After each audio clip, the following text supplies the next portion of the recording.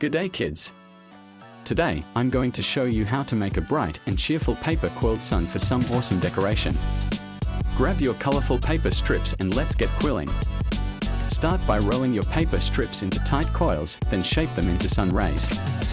Glue them together in a circle and add a cute face to make it extra sunny.